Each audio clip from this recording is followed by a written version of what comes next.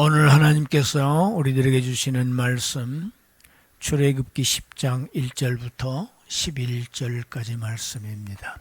출애굽기 10장 1절부터 11절까지 말씀 중에 7절까지는 제가 봉독하고 8절부터는 합독합니다.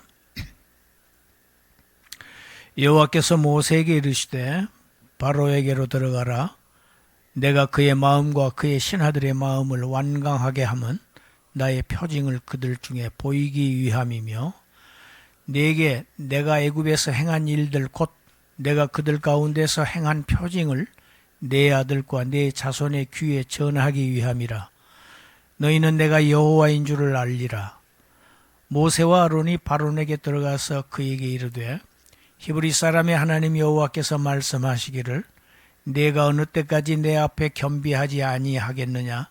내 백성을 보내라. 그들이 나를 섬길 것이라. 내가 만일 내 백성 보내기를 거절하면 내일 내가 메뚜기를 내 경내에 들어가게 하리니 메뚜기가 지면을 덮어서 사람이 땅을 볼 수 없을 것이라. 메뚜기가 내게 남은 그것 곧 우박을 면하고 남은 것을 먹으며 너희를 위하여 들에서 자라나는 모든 나무를 먹을 것이며 또 내 집들과 내 모든 신하의 집들과 모든 애굽 사람의 집들에 가득하리니 이는 내 아버지와 내 조상이 이 땅에 있었던 그날로부터 오늘까지 보지 못하였던 것이리라 하셨다 하고 돌이켜 바로에게서 나오니 바로의 신하들이 그에게 말하되 어느 때까지 이 사람이 우리의 함정이 되리이까. 그 사람들을 보내어 그들의 하나님 여호와를 섬기게 하소서. 왕은 아직도 애굽이 망한 줄을 알지 못하시나이까 하고 8절입니다. 모세와 아론을 바로에게로 다시 데려오니 바로가 그들에게 이르되 가서 너희의 하나님 여호와를 섬기라. 갈 자는 누구냐? 모세가 이르되 우리가 여호와 앞에 절기를 지킬 것인즉 우리가 남녀노소와 양과 소를 데리고 가겠나이다. 바로가 그들에게 이르되 내가 너희와 너희의 어린 아이들을 보내면 여호와가 너희와 함께함과 같으니라. 보라, 이것이 너희에게는 나쁜 것이니라.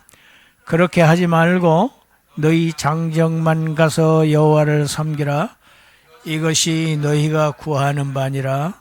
이에 그들이 바로 앞에서 쫓겨나니라. 1월 마지막 주일입니다. 한 달이 금방 가지요? 새해 시작이 엊그제 같은데 벌써 한 달이 지났습니다. 마지막 주일입니다.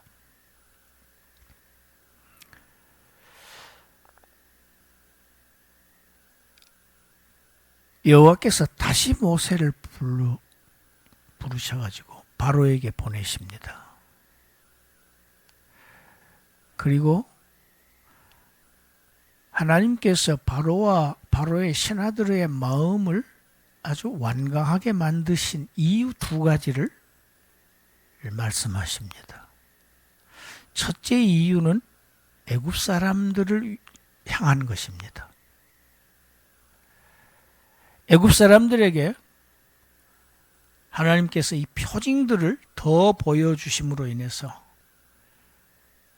이런 일들을, 이런 표징을 행하는 이가 여호와이심을 믿게 하게 하려 하십니다. 믿게 하게 하시려고. 그런데 애굽인들 뿐만 아닙니다. 두 번째 목적은 이스라엘을 위한 것입니다. 이스라엘을 왜 빨리 구해내시지 않고 하나님은 자꾸 질질 끌고 계시는가?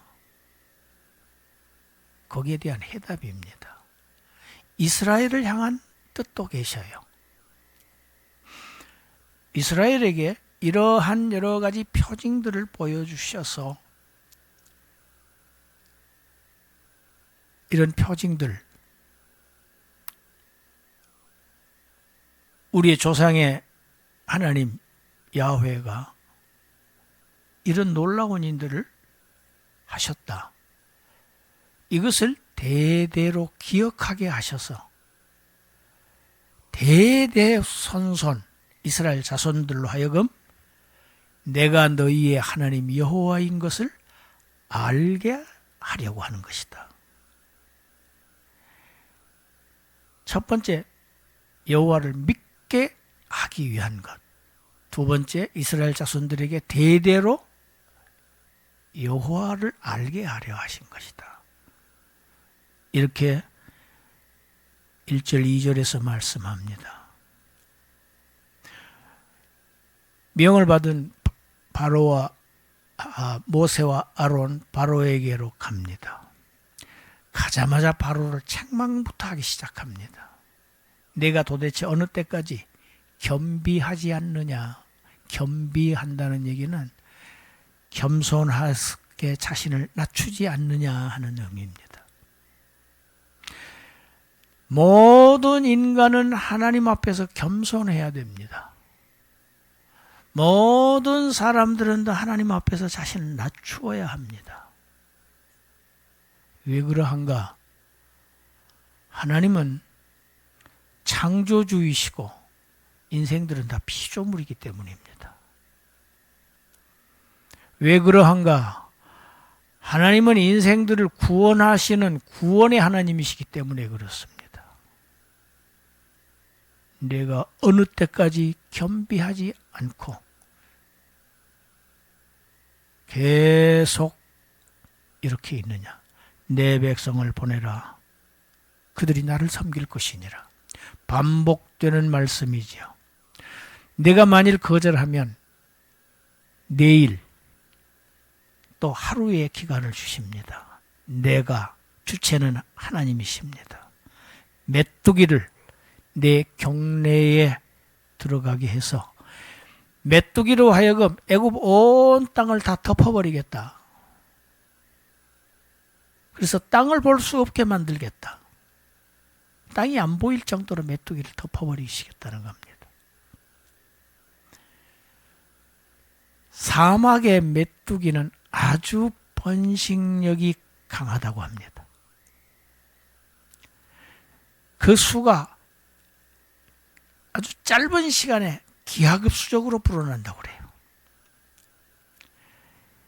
준사막지대에서는 이 건조하기 때문에 메뚜기들이 이 알을 낳는데 그 알들이 부화되지 않고 몇 년 동안을 기다린답니다. 죽지도 않는가 봐요. 그렇게 견디다가 비가 오면 한꺼번에 엄청난 수가 일시에 부활을 해서 기하급수적으로 이 메뚜기 떼가 불어나는 것. 이런 일들이 팔레스타인에서는 자주 있는 일이랍니다. 그런데 애굽에서는 아주 희귀한 일이라고 해요. 아주 희귀한 일을 이제 하나님께서 일어나게 하시겠다는 뜻입니다.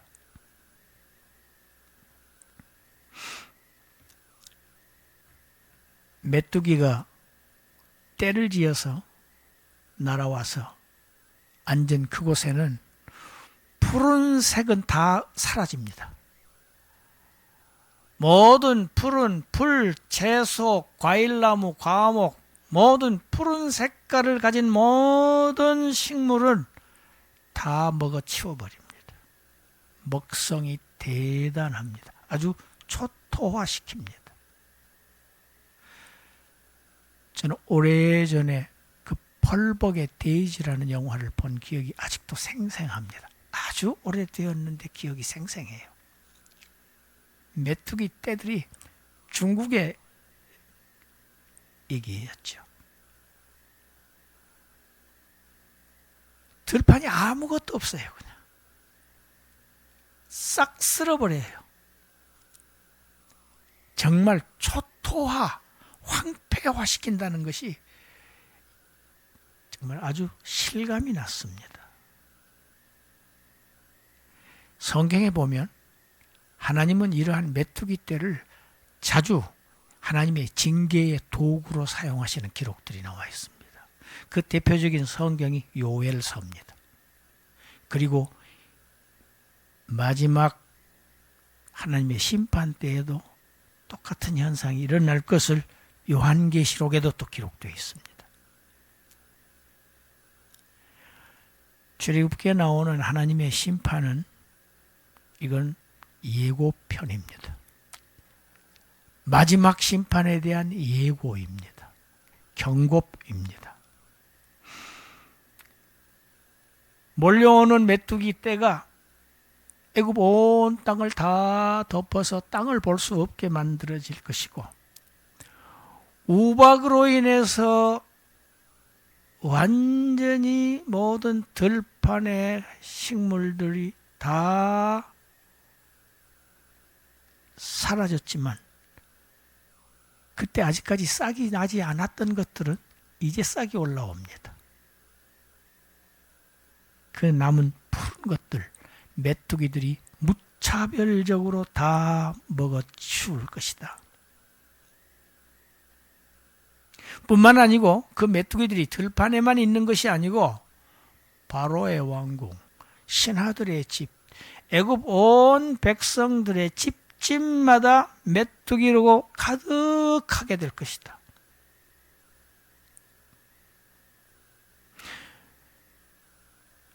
예전에는요, 메뚜기가 조금 귀할 때는 잡아다가 날개 띄고 다리 떼고 그거 구워서 먹고 그랬어요. 그거 먹을만 합니다. 그런데요, 온 집안에 온 땅에 메뚜기가 차보세요. 가득 땅이 안 보일 정도로 덮어보세요. 그건 재앙입니다. 지금까지 역사상 한 번도 경험해 보지 못한 일을 경험하게 될 것이다. 이렇게 일방적으로 하나님의 말씀을 전한 모세와 아론, 바로에게서 일방적으로 말씀을 선포하고 나와버립니다. 바로의 대답도 듣지 않고 나와버립니다. 이것은 이제는 들을 필요도 없다는 이야기입니다. 일방적입니다. 그러자 다급해진 것은 바로의 신하들입니다. 바로의 신하들이 바로에게로 들어갑니다. 도대체 어느 때까지 이 사람이, 이 모세라는 자가 우리의 함정이 되어야 됩니까? 이 함정이라는 단어는 올감이라는 단어입니다. 그 사람들을 빨리 내보내서 자기들의 신 야훼를 섬기게 하세요. 왕은 아직도 애굽이 망한 줄을 지금 모르고 계십니까? 애굽 다 망했습니다. 지금 먹을 것도 없고 완전 초토화돼서 지금 애굽은 완전히 망한 상태입니다. 그런데 왕은 그거 모르시나요? 자신들의 목숨까지 위협받고 있는 이러한 신하들이 계속해서 어리석은 선택만 하고 있는 이런 바로에게 불만을 토로하고 있습니다.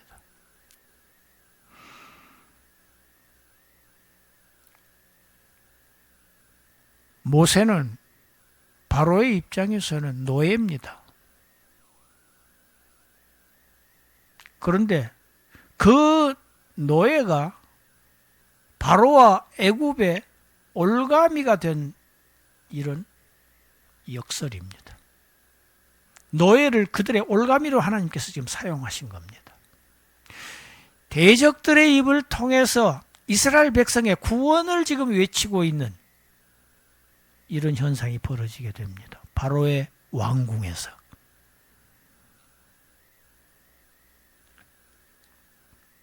모든 신하들이 몰려와서 바로에게 항의하자 바로가 사람을 보내서 다시 모세와 아론을 불러들입니다. 협상을 시작합니다. 가라. 가서 너희의 하나님 야훼를 섬겨라. 그런데 갈 자는 도대체 누구냐? 이스라엘 전체를 보낼 뜻이 없다는 것이죠. 최소한의 인원만 보내겠으니 그 명단을 제출하라는 뜻입니다. 모세는 대답합니다. 우리가 여호와 앞에서 절기를 지킬 것입니다. 그 절기를 지키기 위해서 남녀 구분 없고 노소 구분 없고 심지어 소, 양까지 짐승들까지도 다 데리고 가겠습니다. 모세가 지금 제사를 드리러 가겠습니다 하지 않고 있습니다. 절기를 드리러 가야 한다고 합니다. 제사와 절기는 많이 다릅니다. 제사는 소수의 예식자들만 참석하고 일부 참관자들만 있을 뿐입니다. 제사는 그렇게 기간이 길지 않습니다. 그런데 이스라엘의 3대 절기 있죠? 유월절, 칠칠절, 맥줄절, 그리고 초막절, 장막절, 세 절기입니다. 이 세 절기는 전 국민이 지키는 절기입니다. 이것은 뭐 한 달씩 이렇게 길게 오랫동안 장기간에 걸쳐서 하나님께 드리는 절기입니다. 이스라엘 민족에게는 축제 기간입니다.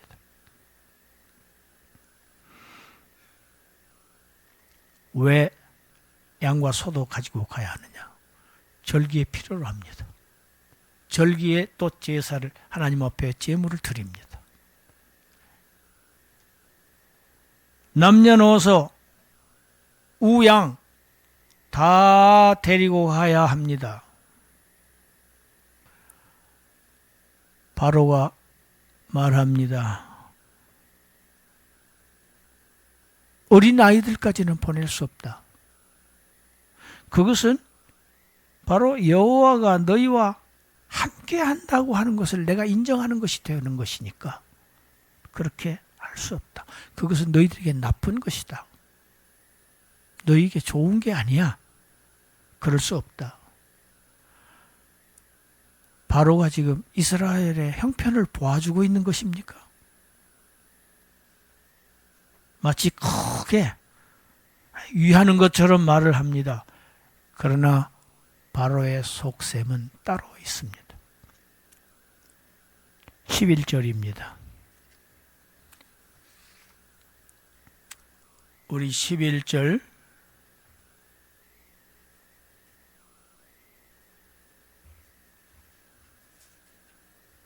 11절만 다시 한번 읽습니다. 그렇게 하지 말고 너희 장정만 가서 여호와를 섬기라. 이것이 너희가 구하는 바니라. 이에 그들이 바로 앞에서 쫓겨나니라.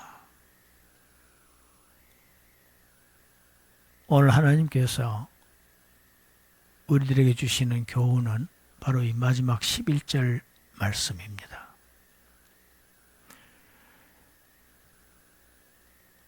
이것이 너희가 구하는 바다. 너희가 정 원한다고 하면은 내가 보내겠다. 그러나 장정들만 보내겠다. 너희 어린아이들은 애굽에 그대로 남겨두고 가라. 이것이 바로의 말입니다. 생각해 봅시다.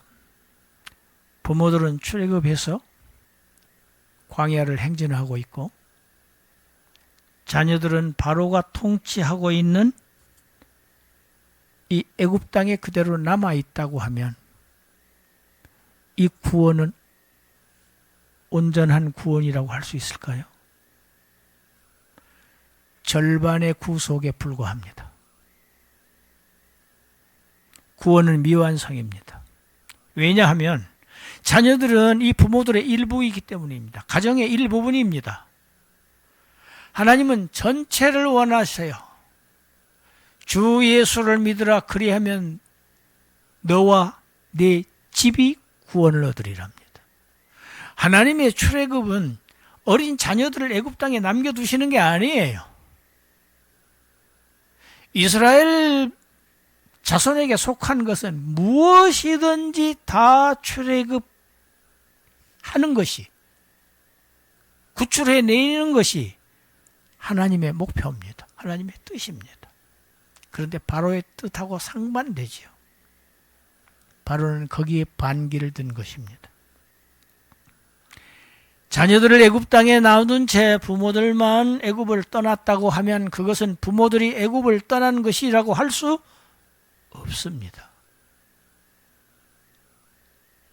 오늘날 많은 그리스도인들이 이와 똑같은 사탄의 이 올무에 많이 걸려 있습니다. 자신들은 애굽을 떠났다고 하면서 자녀들은 뒤에다가 남겨둡니다. 그리고 자신들은 구원을 받았다고 합니다. 이런 지금 현상들은 한편으로는 여호와를 섬기고 하나님을 섬기고 한편으로는 바로를 섬기고 있는 것입니다.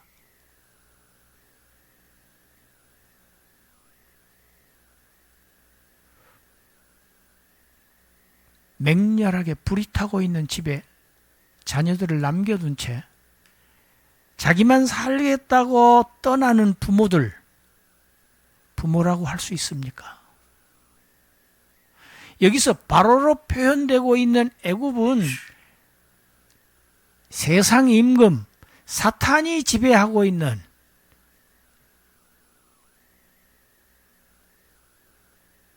이 세상을 얘기합니다. 사탄의 지배 영역하에 자녀들을 그대로 남겨두어 버리는 것을 지금 의미하고 있습니다.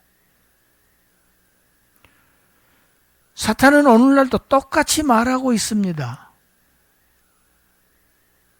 너희가 정이 원한다면 너는 그리스도인이 되어도 좋다. 그러나 너희 자녀들에게는 교회, 종교, 기독교 그런 것 강요하지 말라. 그들 제발 좀 지금처럼 자유롭게 내버려 두어라. 그들은 아직 너무 어리다. 그들은 그런 아직 어려운 교리들 이해하기에는 어려워. 조금 더 잘하면 그 이해하게 되고 너희들을 잘 순종하고 잘 따라갈 그런 기회는 충분히 남아있다. 오늘날도 사탄이 하고 있는 메시지는 바로 이것입니다. 오히려 지금 너무 욱박지르고 너무 영적인 것으로 그들을 자꾸 재촉하고 압박한다면 지겨워서 아주 불신앙으로 나아갈지도 몰라. 오히려 결과가 좋지 않을 수도 있어. 그들을 지겹게 하지 말고 좀 내버려 둬라. 굉장히 생각하는 것 같죠. 어찌 보면 일리가 있어 보이기도 합니다. 지금은 때가 아니다. 그러나 앞으로 때가 얼마든지 있다.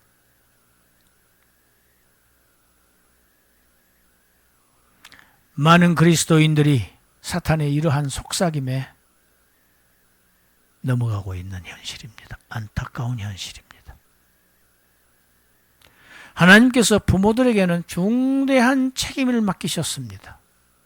자녀 훈련, 자녀의 구원의 청지기 역할을 할 책임자로 부모를 세우셨습니다. 주일학교 교사가 아닙니다. 부모입니다. 교회의 교역자가 아니에요. 부모예요. 1차적인 책임자입니다. 자녀 구원에 대한 1차적인 책임자입니다. 이 중대한 책임을 방기하고 그 책임을 해태하고 그런 오늘날의 현실, 심각한 상황입니다. 교회에서 젊은이들이 그래서 사라져가고 있습니다.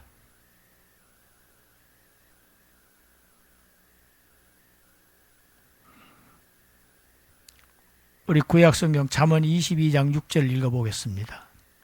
마땅히 행할 일을 아이에게 가르치라. 그리하면 늙어도 그것을 떠나지 아니하리라. 현명한 정원사는 나무가 어릴 때 그 나무의 수형을 잡아줍니다. 나무의 형태를 어릴 때 잡아줘야 돼요. 커버리면 안 잡힙니다. 마찬가지입니다. 부모들은 자녀들이 어릴 때부터 종교교육, 하나님의 말씀을 먹여야 합니다. 어릴 때부터 시작해야 됩니다. 그래서 교회 유아교육이 중요하고 주일학교 교육이 중요하고 중고등부 교육이 중요하고 청년부 사역이 그래서 중요합니다. 일생을 좌우하는 겁니다.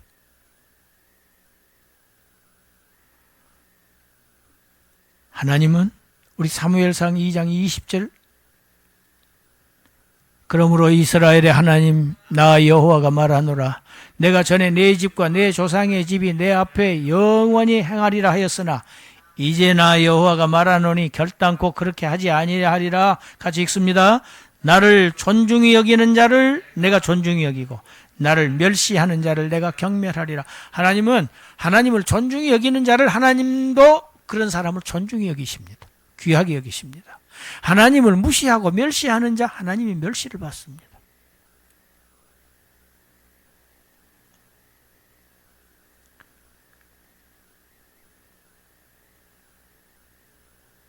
하나님은 부모를 아이를 가르치는 책임자 청지기직 사명을 부여했습니다. 부모는 아이 하나님의 소유입니다. 부모는 임시 일정 기간 동안 맡아서 양육하고 주의 법도대로 훈련하고 양육하는 사역자입니다. 청지기입니다. 청지기는 반드시 훗날의 주인으로부터 맡은 사명을 잘 완수했는가에 대한 결산을 해야만 한 존재입니다.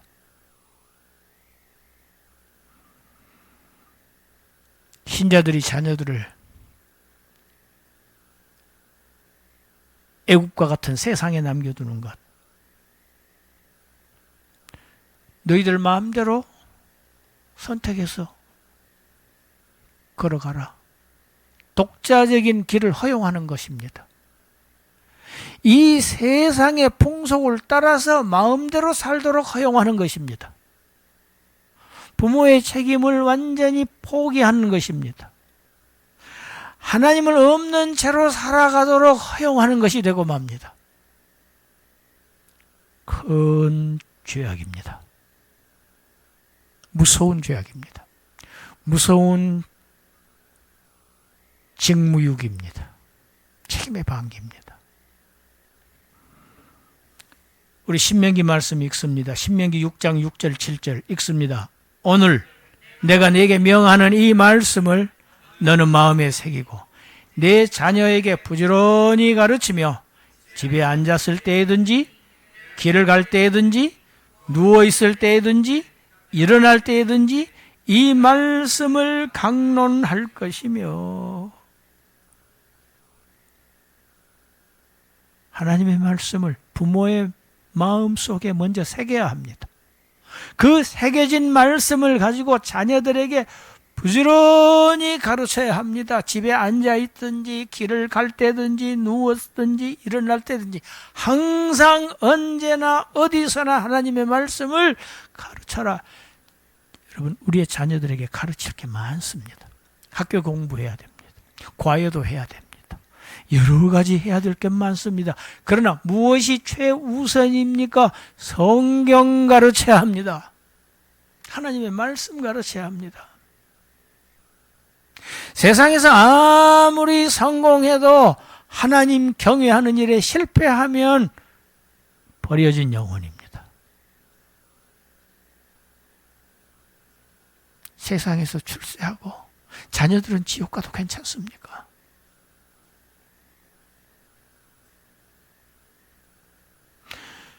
신명기 이 말씀은 구약시대에만 적용되는 말씀이 아닙니다. 전혀 그렇지 않습니다. 오늘날 모든 그리스도인 부모들에게도 여전히 동일하게 정하신 규범입니다. 표준입니다.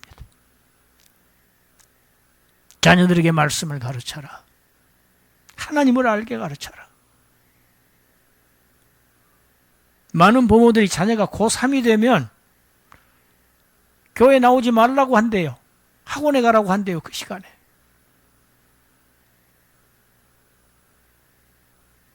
저는 그런 부모의 구원관을 의심하는 사람입니다. 물론 저희 교회는 그런 사람이 없습니다. 고3 때에도 한 주일도 안 빠지고 열심히 나와서. 그래서 아직 발표는 안 했지만 원하는 대학에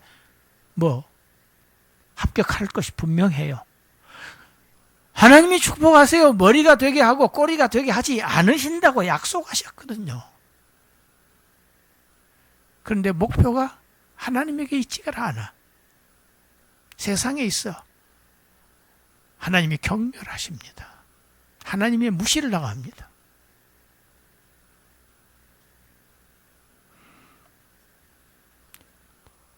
무엇을 가르칠 것인가? 잠언 1장 7절입니다. 여호와를 경외하는 것이 지식의 근본이거늘 미련한 자는 지혜와 훈계를. 여호와 경외하는 지식의 근본, 이 근본이라는 단어는 이 시작이라는 뜻입니다.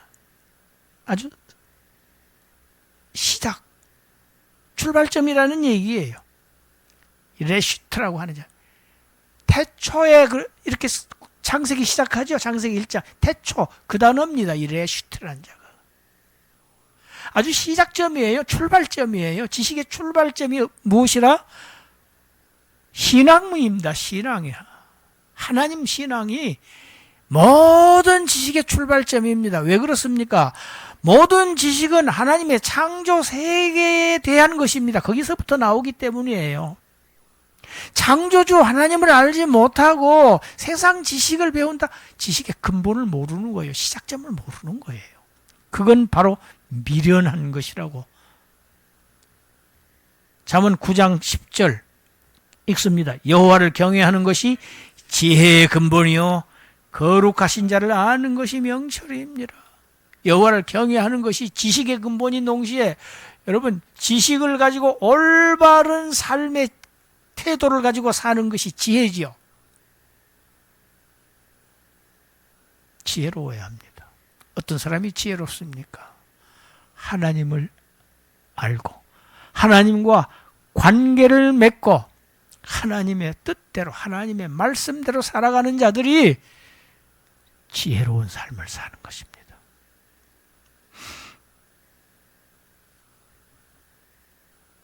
모든 기독교인들, 아버지 어머니들, 기독교인인 신자인 아버지 어머니들, 오늘날도 여전히 유혹의 속삭임, 계속 유혹의 메시지가 전달됩니다. 너희 자녀들은 애굽에 그대로 두고 가라. 너희만 가서 여호와를 섬기라. 아니 내가 열심히 잘 믿으면 하나님께서 너희 자녀들 도와주실 거야. 아닙니다. 사탄의 메시지입니다. 사탄의 말입니다. 속이는 유혹의 말입니다. 이런 음성에 귀 기울이지 않도록 용기 있게 이 사탄의 이 유혹을 거부할 수 있도록 날마다 하나님의 은총을 간구해야 합니다. 그래서 하나님의 은혜로 하나님의 은혜를 받아서 우리의 자녀들을 마귀의 수중에 남겨두지 않도록 주의 교훈과 교양으로 양육하고 훈계해서 여호와를 경외하는 지식을 가진 참된 지혜자로 자녀들을 양육하는 그러한 우리 모두가 되시기를 주님의 이름으로 축원합니다. 복 받는 자들 되시기를 주님의 이름으로 축원합니다. 기도합니다. 하나님,